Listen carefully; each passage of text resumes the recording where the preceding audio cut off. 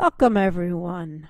It's Wednesday. This is October 21st. This is like episode 10 or 12 of Flex Adapt with Intent. I'm Dina Hall, and it's good to see you tonight. We are contemplating performing and visual arts during uncertain times. And oh my goodness, we sure are, because we're all sort of learning on the fly. We're picking up things as we go along, and this is no exception tonight. We got a little bit of a late start, all because of technology. So we're going to get started. I want to bring in my guest tonight, and please welcome Michael Cloeren. Hey, Michael. Hi, Dina. And my friend. Folks, Michael is currently the venue manager at Penn's Peak in Jim Thorpe, PA, and many of you know him as the founder and producer of the Pocono Blues Festival from 1992 through 2016, and he's also overseen over 150 national and regional music festivals over the last 30 years. Quite a resume, my friend. Thanks so much. Yeah, you're welcome. Good to see you. Yeah, and here we are. We're just going to talk about all that kind of stuff. Sure, that'd be great.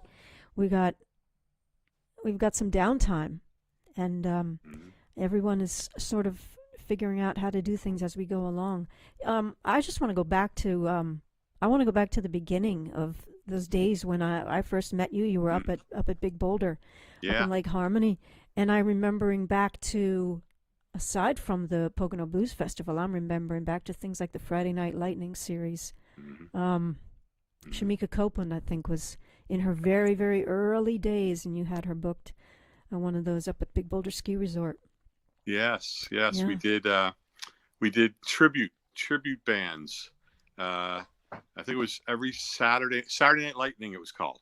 Oh, Saturday, so, yeah. Every Saturday night, because we did fireworks at Big Boulder in the lodge, no cover charge, and we would bring in all those good tribute bands that we grew up with, Dina. And then, of course, being a blues guy, I kind of slid in a tribute to the blues each year. And Shamika had, back then, it was in the early 2000s, she had a home right across the street in Ridgewood. I lost your vocal. The reunion. There you go. She has so many friends up here, and Shamika did a fabulous tribute to the blues each year. Yeah, I'm remembering that back then. And so you got your start, in that area, right? Is that how that all came about? Yeah, being from Philadelphia, I graduated high school in 1975. My father retired from the federal government that same year. And then my dad and my mom thought the Poconos would be a great place to retire to, as it is. And they built a home in nearby Briarcrest Woods, right on 903. You know that. Yeah. And I went to University of Scranton from 75 to 79, and then got involved in the ski industry. Remember little Split Rock ski area, that tiny little place, and Big Boulder, of course, in 79. And then I took a job at Michael's Timberline ski shop to run the ski business and the power transmission business. And a job became available. I did that for 11 years, loved it. Got involved in emceeing events, freestyle skiing events in the 80s. And then in 1990, I took a full-time year-round job at Big Boulder and Jack Frost as group sales manager. But I was always a music guy, Dina. Growing up in Philly in the 70s, it was a really hotbed for blues music back then. So I was lucky to see Johnny Copeland and John Lee Hooker and John Mayall and the Blues Breakers and Coco Taylor, B.B. King, of course. And I said to myself, God, if I ever have the opportunity, I would love to bring in this kind of style of music to the facility. And then, sure enough, I talked to my boss at the time. This is now January of 92. I said, are we, back then, if you remember, we did arts and crafts festivals. I do. We did Irish festivals. I do, right? Yeah. So I kind of got involved in them, being a full-time year-round employee, and of course love music and people. And I asked my boss if she was open for another event, and she said, "What is it?" I said, "A blues fest." So she said, if you do the feasibility study, I'll be glad to review it. And then that was March of 92. She approved it, and Pocono Blues Fest was born the last weekend in July 1992. Two things. I was working at Jack Frost way back then when they would have those festivals. I was a very young mom, and I was working in the cantina at Jack Frost. Yeah. I was a cashier in the cantina. Now I got to look at this. We got a comment here from Jack Mckeon. He says, I thought you graduated in 1969. Now, Jack Mckeon, is this a Jack Mckeon that I know from a long time ago, who I did a little bit of work for in the graphic design when he had I don't even remember what it was. Oh, the circle's so small. Small world. And Jack is my mentor. Yeah. And he, the position I have as venue manager at Penn's Peak, Jack had for 13 years. That's right. And Jack spent many years at Whitewater Rafting, Pocono Whitewater. Right. And him and his lovely wife, Robin, live in Bear Creek Lake. So, yeah, he's a great friend and a mentor of mine. Hiya, Jack. Nice to talk to you after all this time. Yeah. Yep, he says Pocono Whitewater. That's right. Yeah, that's right. That's quite an area up there, you know. The Jim Thorpe, the hub of Jim Thorpe as an arts community. Yeah. Which is to me, I mean, I drive through there often. I have my son and daughter-in-law live up that way. I drive through there very often. I've spent a lot of time in Jim Thorpe in town, and the arts influences in Jim Thorpe. I think. Do you think that they sort of make their way out from the nucleus of the downtown and make their way out throughout the mountains? I think they do. Yeah. Yeah. I think they do. It's a wonderful tourism spot, but it's good for everyone else too. Yeah. So Pocono Blues Fest was born then, and then we did the Gathering on the Mountain. Remember that from sure. That was 96 to 2002, like a psychedelic festival. It was the vision was it started 1 year to the day that Jerry Garcia passed. So it was all about way ahead of its time. Jam bands, we had Hot Tuna, we had Richie Havens and String Cheese Incident and the bands. We had so many new riders, so many bands in those 7 years. And then we did the Classic Bikers Rally. So we did 3 national festivals in 3 weekend span for several years at Big Boulder. Such a great facility, as you know, because it had everything you needed. It had the parking lot. It had real restrooms. It had natural amphitheater. You didn't need porta potties. So it was a great run. So I was there for 20 years, Dina, from 1990 through 2010. Now, I'm also remembering a country music festival. Was there? I did. We did it for a few years. We did a country music fest at Big Boulder. Yeah, correct. Yes, ma'am. Good memory. Yeah, I remember distinct memory of being there with my children, and so at some point you moved that event, right? You moved it up. Yes, exactly. In 2010 was the last year of the Pocono Blues Festival at Big Boulder. And then for 4 years, the Blues Festival went to Blue Mountain Ski Area, 2011, 12, 13, and 14. Wonderful memories working with the management there, Barb Green and her staff. The challenge at Blue Mountain was no on-site lodging. So the festivals didn't grow. It didn't lose money, but it wasn't really making money per se. And since there was no on-site lodging, many people my age, they want to stay close to where the event is. So I left there in 2014 and then brought it to Split Rock Ski Area for 2 years, 2015 and 16. Good on-site lodging. The event did very well. The challenge there was the management. A lot of people came and went. So every year I was negotiating with different executives. And then after the 2016, they left again. the new general manager really liked the event, wanted to do it, but his plate was full doing the day-to-day activities, and they decided not to do it any longer. And during that time frame, I was also the director of the Philadelphia Folk Festival for 4 years, 2011, 12, 13, and 14. And that was a great experience, Yeah, I remember that. And I really, things happen for a reason, as we all know. Our parents tell us that when we're kids, and it's hard to fathom, but it's true. And I think looking back on it, getting all that experience, Dina, doing the folk festival and getting educated on more genres besides the blues and doing all the festivals at Big Boulder really helped me in the position I'm at right now at Penn's Peak. Next month in January, I'll be there for 5 years. So I started January 2016. So would you say that across the different genre, there's a almost like a specific culture that goes along with the fan base that comes along with that? Mm-hmm. Did you find that that's part of your challenge? It's a challenge, but then it's also exciting too, because it for me it makes you try to think out of the box, because some things come easy for you, like any employee, and some things don't. And then you look at those things that don't as a challenge.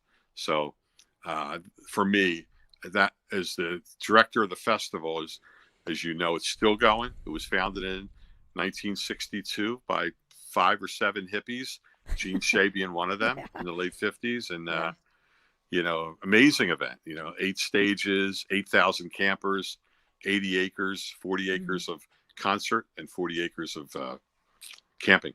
Camping. So, there's your on-site lodging. There's your on-site lodging. And, that's a good point, because the people that camp, like good events like Briggs Farm Blues Festival and the Philadelphia Folk Fest, it brings different age groups too, like kids. Yeah. The young adults get out. They get educated on the music that you and I were brought up with. So that was great experiences. And I've done festivals up in the upstate New York, Mount Snow in Vermont. Did a few festivals there. So I've been really lucky over the years to oversee a lot of really cool events with great staff. And in that time, you've developed, I'm sure, quite a few good friendships. Great relationships. You're right. Good friendships, business-wise and personal. And you never know when you're going to need those contacts. You never know, especially in times like this. Yeah.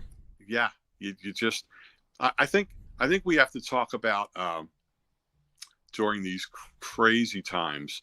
We have to talk about mindset. You can't get. This is where you really depend on loved ones. You depend on friends. You depend on family, and you can't get too low. And we all have low days, especially us being in the music business. But you got to understand that we're going to get through it. Be creative, and we're going to get through it. Well, that's an incredibly positive outlook, and I appreciate that. Yeah, I've been talking to quite a few people across different arts. Some who are in theater, and others in comedy, and others in fine art, and it's affecting so many different areas. People who work in the road crew, people who are tour managers. The economic impact on it being completely shut down is pretty broad. And some of us have been able to sort of move into or back into fallback skills or other occupations that we might have had at some point in time. Now for someone like you, this is a job that's not on the performing side. So you still have to maintain maintain the business, right?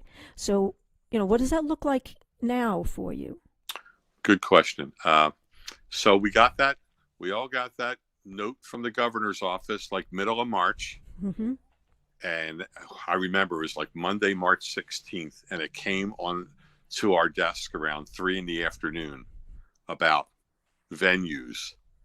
And at that point, it was like a 2-week shutdown, 2 weeks. Yeah. And then immediately we put our email out to our customers, letting them know that Penn's Peak will be closed for 2 weeks, and then we'll get back to you as soon as we know more. And we did, but those 2 weeks for Penn's Peak lasted 3 months, Dina, from middle of March to middle of June. We opened up middle of June, meaning Roadie, the restaurant, because the restaurant component at that point, if you remember, the venues were indoor venues were closed, but restaurants can open, social distancing, sanitizing, all that. I think it was at that point maybe 25% capacity. So 25% of, we're right around 61. So 25% of 250 capacity.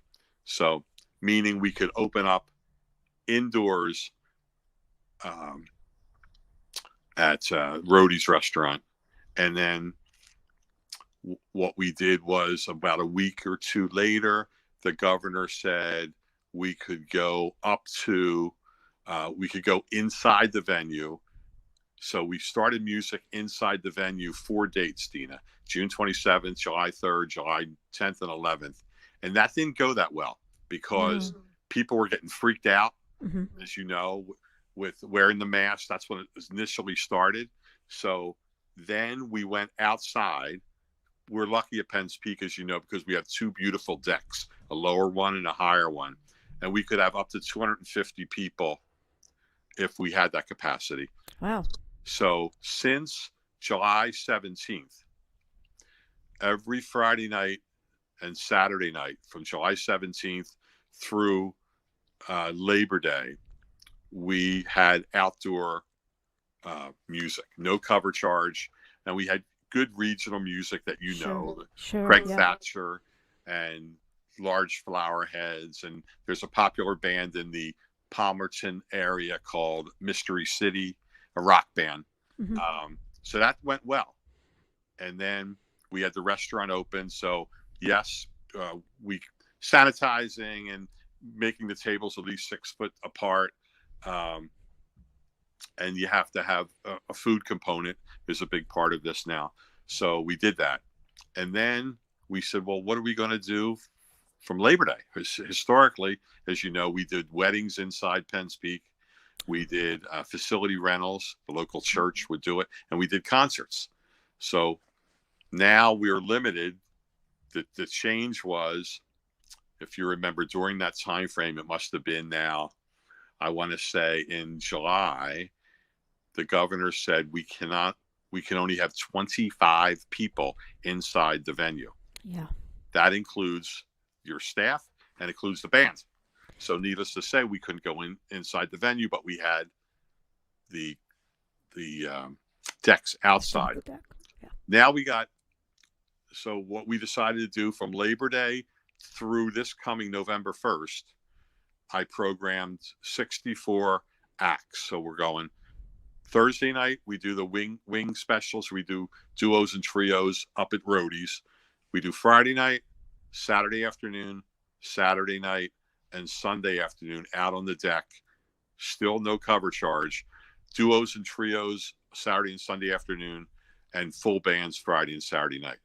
And I'm happy to report, now keep in mind the weather has been fabulous the last several months. Yes, very lucky with that. Very lucky. And we rented tents, Dina, and we rented heaters. So we were trying to think out of the box, trying to make lemonade out of lemons, you know. Yes. And I'm happy to report that it's going well. So now that'll take us through till 2 more weeks, through till November 1st. So knock on wood, hopefully there'll be no changes to take a step back. Now we're in the programming planning stage of, we can do 20% of capacity going forward.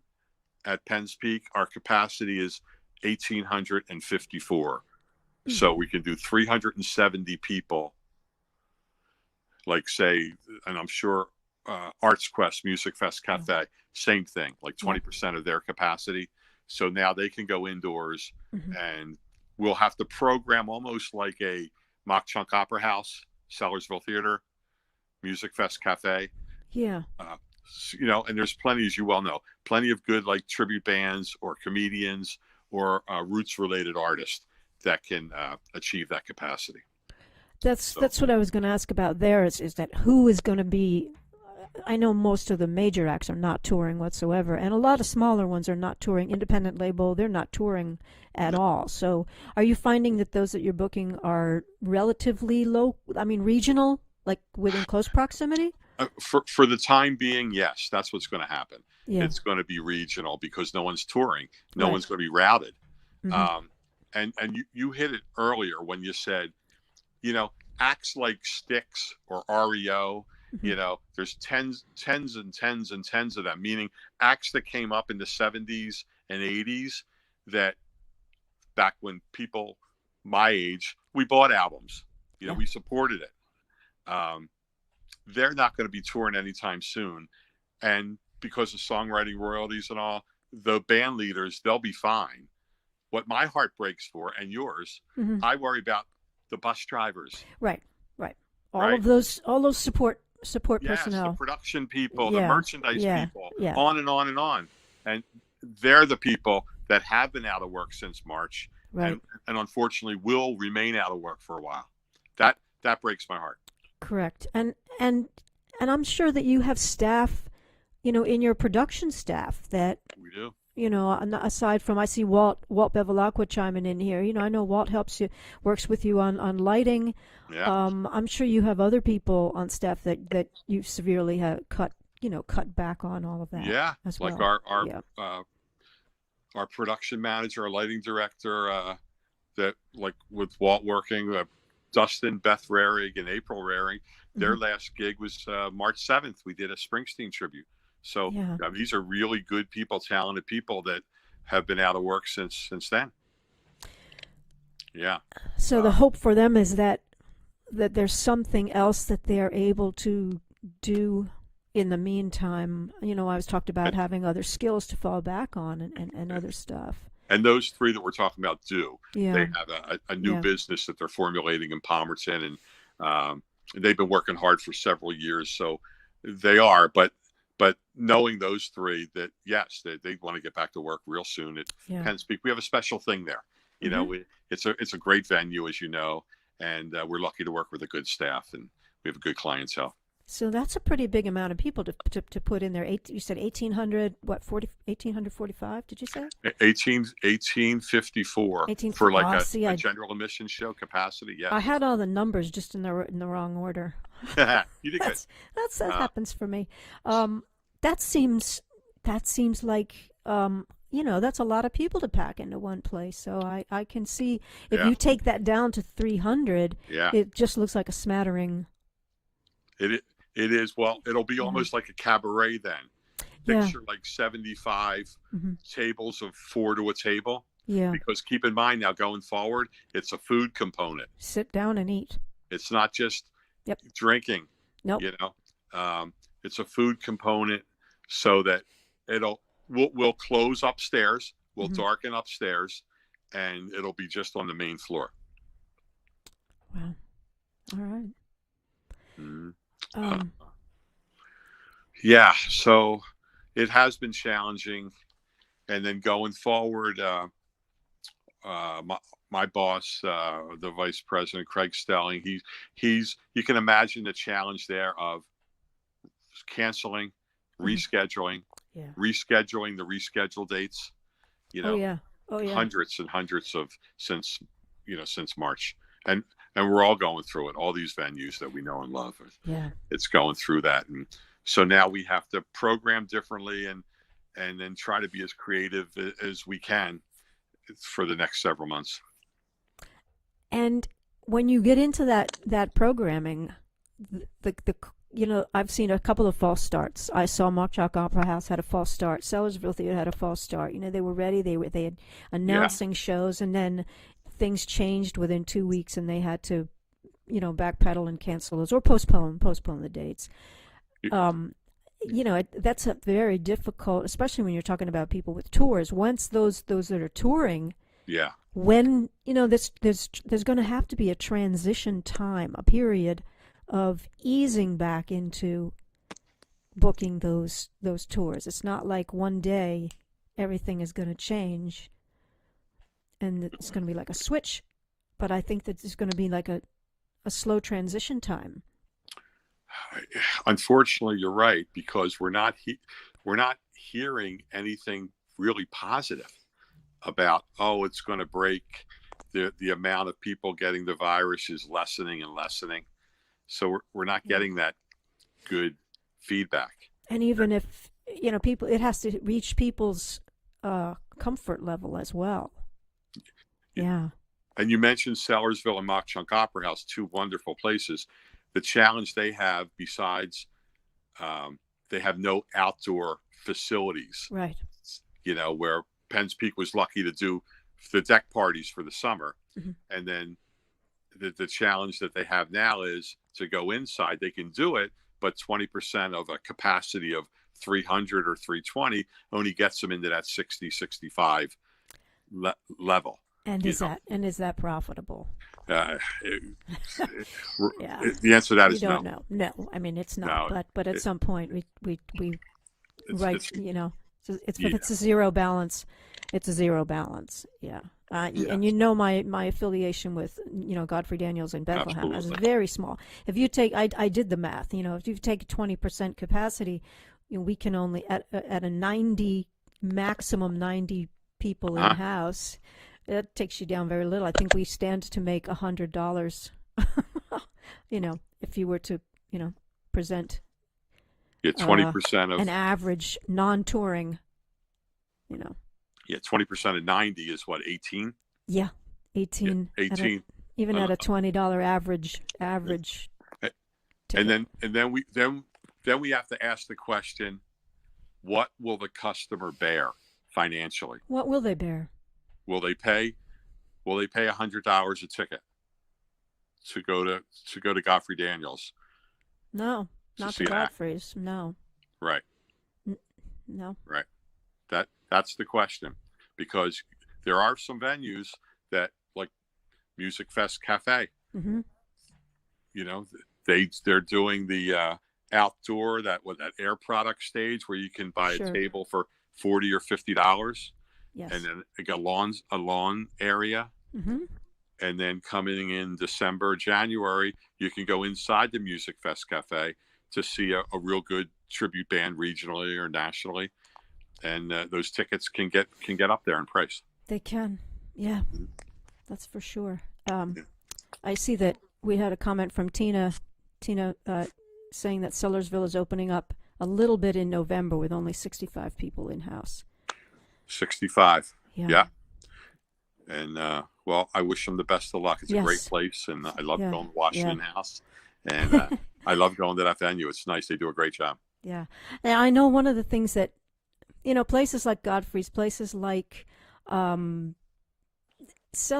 and Mckeon also have membership. Arts Quest has membership. So those people are strong supporters in that way. That's something that a Penn's Peak doesn't have, correct? Well, we have members. I'm sorry. I mean, it's not a nonprofit, obviously. Okay. It's a for-profit company, but we do have members. We have 900 Sneak Peek Club members. Okay. So, which they pay 4 different levels of pricing, and they get different amenities during those categories. So probably Sellersville probably is in the same situation, I guess, because I don't think they're a nonprofit. So you have this conversation is just so big for so many people, and we're finding all different ways.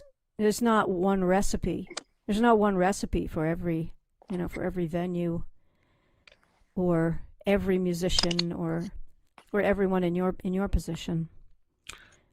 No. And you're right. If we talk about the artists, the bands, we have to see where they are in their career. Mm-hmm. Yeah. Can they take a year or two off and be creative and start doing their songwriting or do virtual shows? But like we said, going forward, it's going to be really interesting. will once this is over to an extent, will there be bands touring with 3 and 4 tour buses in the future? Will there be 20 or 30 people in their crews in the future? And when will Penn's Peak be able to have 1,854 people in the venue again? Okay. Oh, excellent questions. Any insight into those? Any ideas? Well, I think if we talk about the bands, it's going to depend on how they are financially. Where some of these bigger bands, the Styxes of the world, the REO Speedwagons, they'll probably take a few years off, and wait and see what happens. The crystal ball for venues are what's going to be restrictions going further. Right now, we're at 20% of capacity, which isn't good. When's that 20% going to go to 50%? And when's it going to go to 75% and ultimately 100%? And obviously, time will tell. But I think it might be a while. I find it interesting that there are quite a number of artists who are actually releasing music during this time. Me too. Releasing new music without the opportunity to support that with a tour. Yeah, correct, because you're not selling it on the bandstand, which is obviously the big part of your sales. Yeah. But yeah, I find that interesting too. Is it? I see it. I know it from a an independent level. The folks that I'm dealing with are mostly in the singer-songwriter level, and they're the writers, and they're the ones they're releasing this new music. Do you think that is happening up above, on a major label level? I think at times it is. I think it's what it is. It's probably to keep busy. Keep busy, keep fresh. They figure because I was so naive, Tina. I thought this was going to be 2 or 3 months in March, and we'll all be back by May or June. And oh, you know what? A little time off would be nice.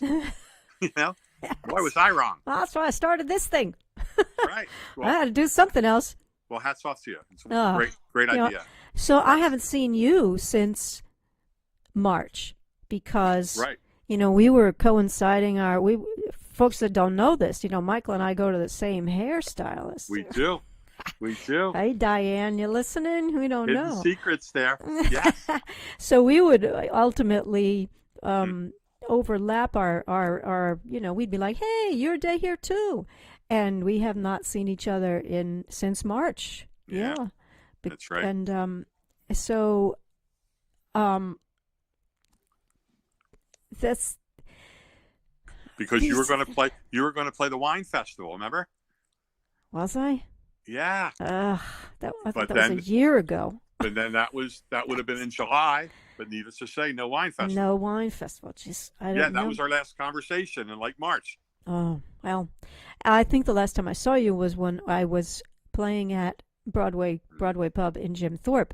Yeah. That March 9th was my last gig. That's right. And that was it right there. Yeah. And looking that Broadway ahead, grill, that nice little Walt Bevilacqua was with me. Walt was there with you. With Ann, my girlfriend Ann. Yeah. That's right. And looking ahead, and I'm just making these, we all have personal references to all of this, Looking ahead, I'm supposed to open for Katie Tunstall at Sellersville Theater, which was postponed now. We're going on 3 times. So I look at this and I say, back to what we were talking about, will Katie Tunstall be touring in December? Who knows? Yeah. Will she bring a band or will she be solo? Good point. It's all going to depend on what restrictions we're going to continue to have. There's going to be restrictions. Sure. Any venue, large or small, going to be restrictions. But what are they going to be? And can the venue operating staff make it work? Yeah. Correct. Very true. Well, oh my goodness. So I have one topic I just want to hit on. Sure. I think this will I'm having fun. This is great. Me Thank too. you for your time. Oh, I'm glad to be able to do this with you. In all the times I've been with you, we've never actually had these long Yeah, I conversations love it. about Love it. anything. So, going back to booking the festivals, Yes. um, talk about just one to mention. You mentioned the gathering, right? Gathering on the mountain. Yeah. How do you? How did you at the time make your way into making connections Mm-hmm. with those booking agents? Mm-hmm. Um, that so say that project, the gathering. Mm-hmm. I would say back then when I didn't really have, I was still a, a new promoter of say 5 6 years. I had 5 years of the Pocono Blues Festival under my belt, but new into the rock and roll or roots world. Um, a lot of research, but we're lucky through the internet. You can research a lot of research of who the acts are, who's touring. Like any promoter, you have your budget, Yeah. and what I always did to this day for festivals is you don't want to pay your headliners 50-60% of your overall budget. You want to make it fair and fun for everybody. It's almost Mm-hmm. like booking a baseball team. Someone's got to bat first, someone's got to bat cleanup, and someone's got to bat not Yeah. last. That's Yeah. how I look at it. Yeah. Booking a festival, Dina. Yeah. And I want to try to make it a good gig for everybody, Mm-hmm. because eventually we're all fans. Whether if you're a musician or you're an industry person, we're fans of the music. Mm-hmm. So I want to make the festival not a hit it and quit it, not do your set, get back in the van and go to your next gig. Excellent. Hang out for a few hours, sign a few autographs, and become a fan and listen to other great artists. So that's what I tried to do with all my festivals. And the gathering, what I tried to do is a lot of research, like see if I can bring in, a friend of yours that played with Steve Kimmock. Steve Kimmock. I booked him in '96 with Zero, and his son was like 4 years old playing like percussion. Yep. So, but find that out. Find out who he's also with, and then who he's friends with, and then what you try to do is you put Zero on the bill, but you also book it a couple other bands that that Steve would like, and then what happens is it becomes a great vibe, and then the jams after the show, or an artist bringing up another artist. We almost set the table as a promoter, a good booker will set the table, and sometimes magic happens.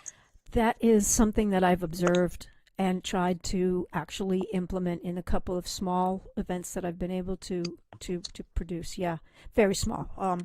And, yes, and you mentioned Steve Kimmock and John Kimmock, his son. Right. So I'm trying to work out to have John and his wife Sarah Hartman on here. On here in a few weeks. They're trying to work things out because the difficulty is now they're both artists working. Real working artist. She's a dancer at a dance troupe in New York City, Brooklyn. They have a baby. And between the two of them, they have to really take turns and take care of the child at 7:30 at night. It's bedtime. Yes. So we're trying to work around that. Yeah. So all right, I got to ask one question though. Sure. You mentioned 1996. Yeah. I'm remembering 1996. I barely had an email address. I don't even know if I had an email address in 1996. Mm-hmm. That had to be, it's not, even the internet wasn't what it is now. You had to do a lot of work. Well, no, it was good back then, though. Print publications were really good back then. Yeah. So there's a lot of those hippie kind of magazines out there. Relics magazine was one that was real close. And then actually we were close with the promoters of Relics, Tony Brown and Les Capel, that owned Relics. Since then they sold the magazine. Relics is still doing good, but new owners. So they helped procure. They were friendly with Yorma. They were friendly with several New Riders, David Nelson Band. So we brought them to the table, and they were a big influence on us, especially the first few years, on procuring and helping us procure some acts. Wow. But you're right. Yeah. A lot of print publications were real popular back then, and then I'm, music's been my life, so I've seen a lot of these bands. So I try not to book an act that I haven't seen. Sometimes it happens, but most of the time you really want to see the act first, and then you really know how they're going to fit in. And then the other thing, what I always like to do as a booker is you make the festival flow, Gina. That's real important to see. Maybe you start out with an act that might just wake people up, especially on a Sunday morning, or a gospel kind of an act. And then you might get back into a groove the second act. You want it to flow and then culminate at the end, So that's something that I try to do as a promoter. Fine. Jack wants to know what your chances that the Eagles will make the playoffs.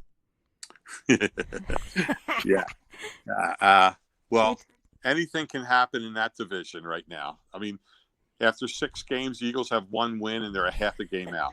So I would say 69% chance. Okay, there you go. I'm going to acknowledge a few people here. This is really cool watching who's checking in here tonight. So back to Jack. Hello, Jack, again. Mizzy, I know who that is. Hello. Hello to Walt and Lauren Eller. Awesome, Michael. John Beddix. Nice. There you go. Hi, John. And Nicole Melvin. Hey, guys. Love you both. Hi, I'm Nicole. Yeah, I played softball with her.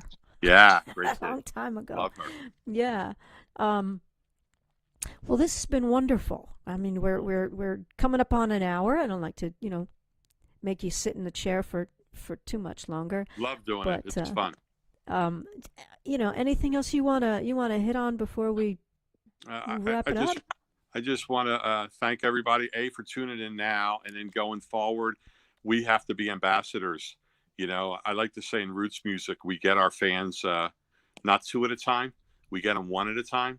So we have to continue to spread the love and get their friends out there to see live music. It's safe places wherever you go. Make sure it's a safe vibe. They're doing things the right way, and we got to support these artists now more than ever. I think that's happening even from people's living rooms, even though they're getting a little tired. I'm fatigued on the screen time. I know that, but I think people are, just like we're seeing here with all these comments, the communities are strong. There's a lot of division out there, but I think there's also some good, strong bonds as well. Great. Yeah. And if they have a few bucks when they see some of these virtual concerts that we've been seeing, to try to put it their way, whatever they can afford.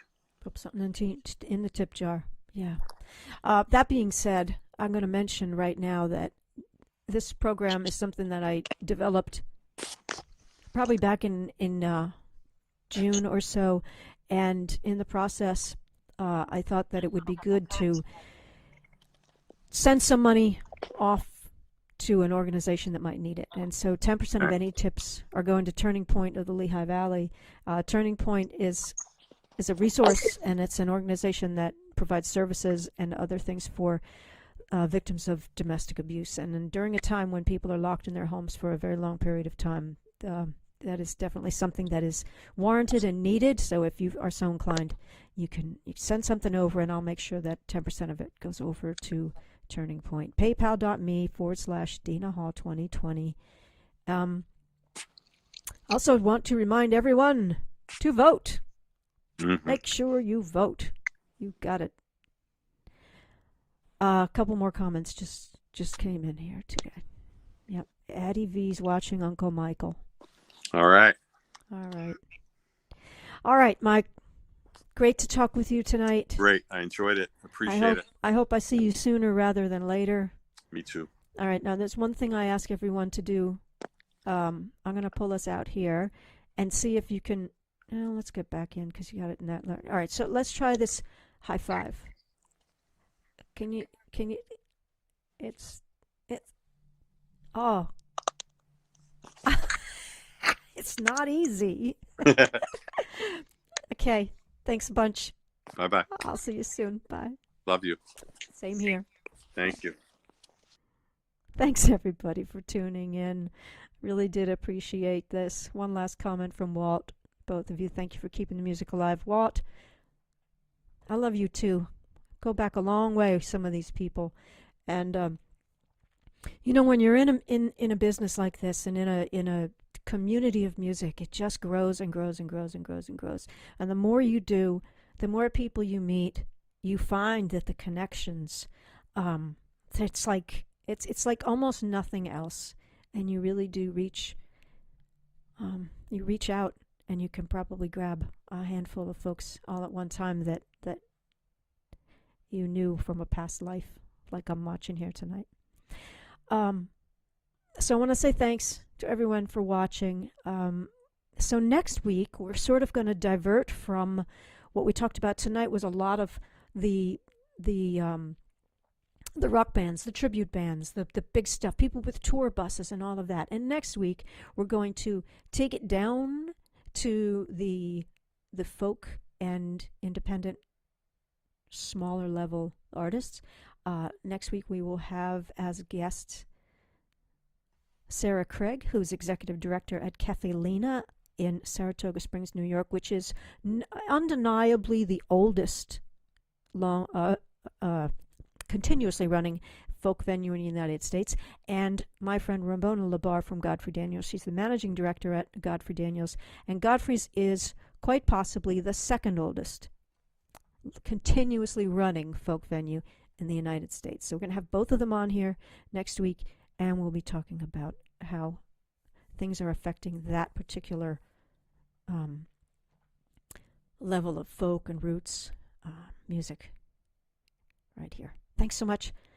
I'm going to put that one more time up there with the PayPal link for Turning Point in the Lehigh Valley. And my appreciation goes out to everyone. All right. I'll be back at you next week. Thanks so much. Bye-bye.